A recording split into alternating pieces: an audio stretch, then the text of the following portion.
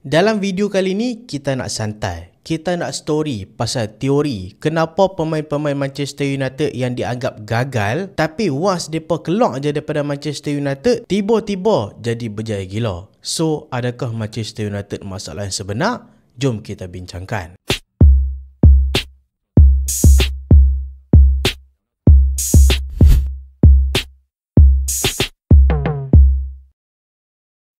Assalamualaikum dan selamat datang ke Pala Bola United. So kalau kita tengok kelab-kelab lain tak ada pun cerita macam ni. Adalah, tapi tak sebanyak macam Manchester United. Nak kata betapa banyaknya media cerita pasal pemain-pemain yang keluar daripada Manchester United, sampai ada satu term iaitu Life After United. Life After United ni maksudnya kalau contoh mereka duduk dekat Manchester United, mereka barai, mereka pressure sampai teriak pun ada, tapi tiba-tiba bila keluar daripada Manchester United jadi berjaya. Antara pemain-pemain yang kita boleh sebut macam ni, pemain macam Antony, Scott McTominay, Andre Onana sekalipun, Rasmus Højlund, Marcus Rashford dan ramai lagi lah. So pasal apa? Mereka adalah pemain-pemain yang sama MU gunakan dalam 2 musim terakhir, yang MU habiskan duduk dekat table EPL, dekat mid table. Even musim lepas bukan mid table, kita hampir tersingkir daripada EPL pun ada. Kita gunakan pemain yang sama, tapi sebab apa pemain ni tak boleh keluar ke potensi depa macam dekat kelab depa lah ni. So dekat sini aku ada letakkan beberapa teori. Ni lah kemungkinan sebab depa boleh perform once depa keluar daripada Manchester United.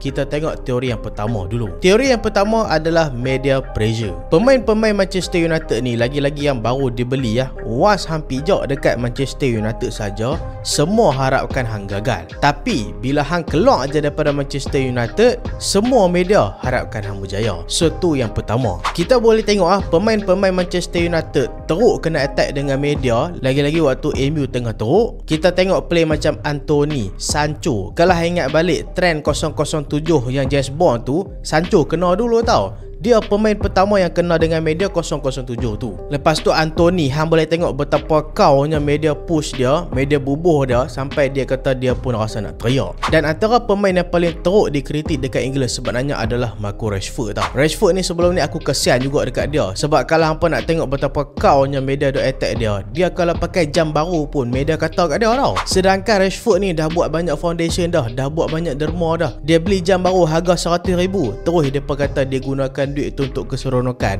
Biar pi kat dia lah. Tapi hampa boleh tengok Rashford kalau dia pakai jam baru ke, rantai baru ke, spek mata baru ke, terus mereka akan attack dia. Tapi bila mereka pindah, contoh macam Rashford pindah ke Barcelona, Antony pindah ke Real Betis, Sancho pindah ke Chelsea musim lepas ataupun ke Dortmund sebelum tu, pressure still ada, tapi pressure tu tak sebesar macam dekat Manchester United.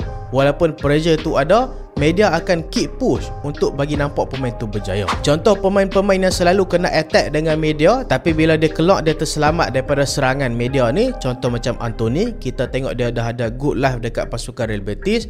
Marcus Rashford lah ni dah ada musim yang berjaya dengan pasukan Barcelona. Even Andre Onana, hang tengok lah ni, mana dah media kacau dia. Dan bila media tak kacau dia, dia boleh perform dengan baik dengan pasukan Trabzonspor. Yang kedua, teori kedua aku adalah depa pindah ke liga yang kurang berkualiti. Jangan salah faham, aku bukanlah nak kata EPL ni liga terbaik dekat dunia, tapi kalau kita nak kata pun mungkin ada betul juga. Walaupun tim terbaik dunia macam Bayern Munich ke, PSG ke, Real Madrid, Barcelona tak ada dalam EPL, tapi EPL ni kita boleh tengok tim daripada nombor 1 sampai nombor 20 semua kuat-kuat, lebih kurang sama kuat. Dan tuntutan dalam EPL ni tak sama macam liga lain. EPL ni lebih keras, lebih fizikal.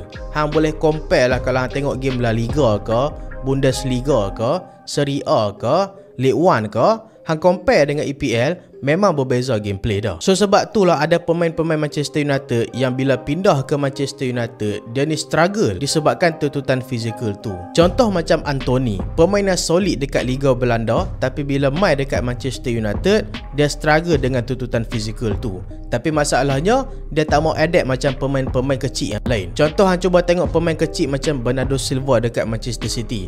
Dia kecil, tapi dia boleh adapt dengan gaya permainan dalam EPL disebabkan dia tahu bila nak release tulis bola.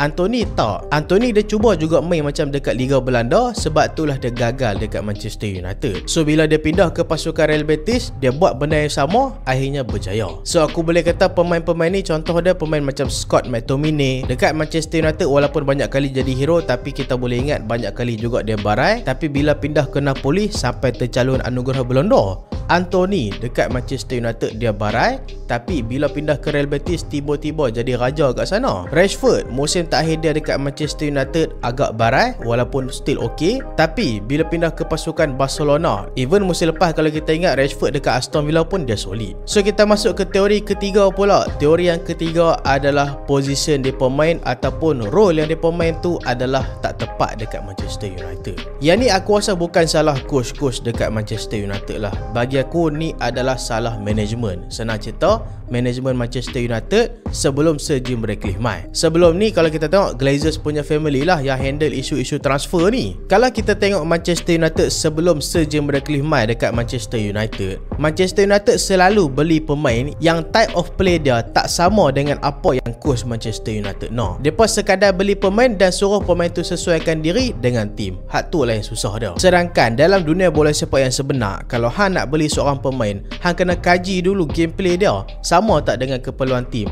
Kalau sama baru boleh beli. Kalau hang beli pemain tu gameplay dia tak sama dengan tim, benda tu akan menyusahkan tim. Contoh macam Rasmus Højlund dekat Atalanta dulu. Kita tengok dia dekat pasukan Atalanta bergerak sebagai target man. Tapi bila main dekat Manchester United, even under Ten Hag sekalipun, lagi-lagi Ruben Amorim, depa dok push dia main dekat role false 9. Sebab selalu Højlund kena turun, kena tolong build up dan dia kena lari naik atas. So itulah masalah dia. Tapi bila pindah ke Napoli, Conte bagi role yang tepat dekat dia, main sebagai target man, boleh pula dia perform. Dan selain tu kita tengok pemain macam Scott McTominay, daripada akademi lagi dia main dekat posisi defensive midfield ataupun center midfield, padahal role sebenar dia lebih kepada attacking midfield. Bila pindah ke Napoli, Conte letakkan dekat position yang betul, jadi dia punya gameplay. So sebab tu lah depa berjaya dekat tempat lain. Sebab bila depa pindah dekat satu kelab baru depa tu, kelab baru depa tu tahu cara nak menggunakan depa. Kita tak boleh nak salahkan coach-coach Manchester United tau. Even kalau kita tengok coach kita lah ni iaitu Ruben Amorim, hang tak boleh salahkan dia pasal apa dia gunakan Højlund cara macam tu. Sebab setiap coach dia ada sistem dia yang tersendiri tau. Dia seolah-olah macam aku nak bagi hang senang faham kan. Contoh, aku ni nak buka skru guna screwdriver. Aku minta lah hang beli screwdriver, tapi tiba-tiba hang bagi dekat aku pisau. Aku pun gunalah pisau tu buka screwdriver. Still boleh buka, tapi aku tak boleh gunakan potensi penuh pisau tu untuk potong daging. So senang cerita, aku akan buang potensi pisau tu semata-mata guna buka skru saja. Sedangkan aku perlukan screwdriver. Macam tu lah cerita dah nak bagi hang senang faham.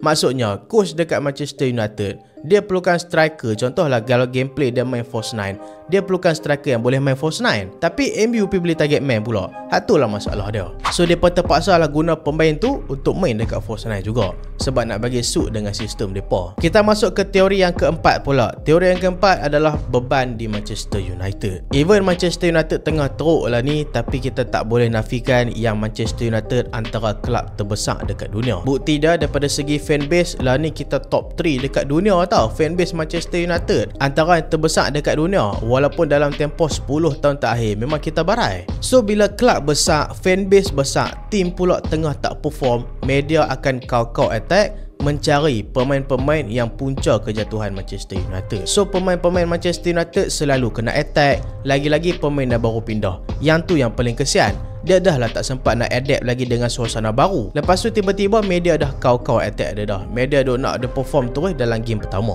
So senang cerita, ada pemain-pemain yang depa ni memang tak layak untuk main dekat kelab besar, disebabkan depa tak boleh handle pressure main dekat kelab besar. Contoh macam aku nak sebut dekat hang, Bruno Fernandes. Bruno Fernandes ni walaupun selalu orang kutuk dia, fan-fan sendiri pun duk maki hamun dia, media pun kau-kau duk attack dia, tapi dia main macam biasa aja. Kadang-kadang dia perform, kadang-kadang dia off, tapi dia tak ada lah merentan dekat media sosial ke apa semua. Itulah tipikal pemain yang Manchester United kena ada. Kita tengok hakikat yang sebenar pula. Hakikat yang sebenar, memanglah banyak pemain Manchester United bila dia keluar daripada MU dia perform. Tapi sebenarnya banyak pemain MU yang keluar tapi tak perform, cuma media tak highlight. Kita tengoklah ni, Sancho dekat Aston Villa tengah tak perform, media diam. Garnacho dekat pasukan Chelsea tak perform, media diam. Pogba lepas tinggalkan MU, hang tengok jadi macam mana, sampai injek banyak kali, lepas tu lah ni pindah ke Monaco pula. Media diam. Media sekadar cerita benda yang manis saja, tapi media tak ada kaitkan dengan Manchester United pun sebab dia tengah tak perform. Anthony Martial, bekas striker kita, lepas tinggalkan MU tak ada perform tara mana sekalipun. Even AEK Athens lepaskan dia sebabkan dia tak perform, media diam, depa tak bunyi. So kalau kita tengok banyak fan-fan tim luar, depa persoalkan pasal apa fan-fan MU ni suka sangat cari kesalahan pemain MU lepas depa tinggalkan Manchester United. Hampa perasan tak? Hampa boleh tengoklah ni fan-fan MU duk cari kesalahan Garnacho, duk cari kesalahan Sancho dekat Aston Villa. Sebab kita fan-fan MU ni, kita geram sebab dekat pemain kita media buat macam tu. Tapi once depa keluar daripada Manchester United, tiba-tiba media bagi layanan yang berbeza. Sebab itulah fan-fan MU jadi geram dan depa sendiri yang cari kesalahan, depa tak tunggu media dah. So itulah teori aku. Aku rasa sebenarnya banyak je pemain-pemain yang bila keluar MU depa ni gagal, tapi media yang tak highlightkan. Media lebih bagi nampak cerita MU ni buruk, depa tunjukkan pemain yang keluar daripada MU ni tiba-tiba perform. Sebenarnya banyak je kelab-kelab lain yang pemain bila keluar daripada kelab tu dia perform, tapi media tak highlightkan sangat. Depa duk keep attack Manchester United sebab setiap kali depa buat cerita pasal MU, berita tu naik. Yalah, fanbase MU besar, pembenci MU pun besar juga. So itulah hakikat yang sebenar yang kita tak boleh nafikan. So hampa rasa betul ke teori ni ataupun hampa rasa tak betul? Hampa boleh komen dekat bawah, okey? InsyaAllah next video kita akan buat match prediction untuk lawan dengan pasukan Tottenham Hotspur. Big game untuk kita, kita perlu menang walaupun game ni game away. So itulah video kali ni dan terima kasih sebab tengok sampai habis. Jangan lupa like, jangan lupa share, jangan lupa subscribe. Aku Solehan, Assalamualaikum.